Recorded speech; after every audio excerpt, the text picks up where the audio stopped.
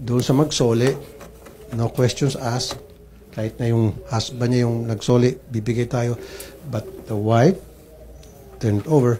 Although sabi ng anak, ayaw daw niya kasi nag-agrabyado daw sila. Sabi ko, hindi. A promise is a promise. Nag-promise tayo on air na magbibigay, kaya tutuparin natin. Ito na po yung 1 million reward. Pakita natin. Buksan natin 1 million. Okay.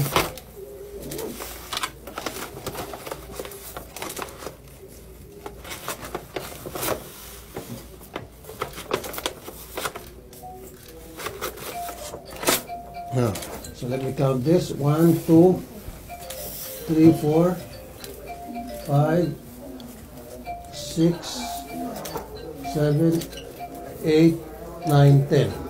And ma'am, Mrs. 2, 4, 6, 8, 10. That's the 1 million cash reward na prinamis namin on air kung sino man makapagsoli nito.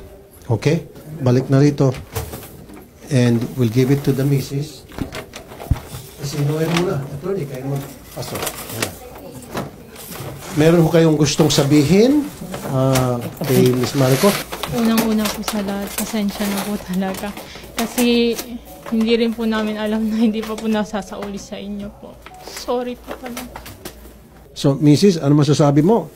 Meron kayong 1 million cash reward. Ma'am, ako po talaga yung nahingi ng pasensya, ma'am, sa inyo. Pero hindi po namin intention talaga na talaga isasoli po namin talaga yan. Pasensya na po. In fairness sa kanila, Totally. Ms. Maricor, as you can see, wala itong gas-gas. At so therefore, walang attempt to force open it. Wala talaga. Kasi kung merong attempt, sana nagagas-gas na nito or binutasan to, which they didn't. So, inabot lang na nervous. Yun lang, yung kamalian lang ni Mr. na nung nakita mo sa video, nakita niya ito na iwan, sinakay niya sa trolley, sana diniretso yun sa loob ng airport. Yun na nga po, sir. Di ba? Tapos hinanap niya yung airport authorities. Oo, talagang natak.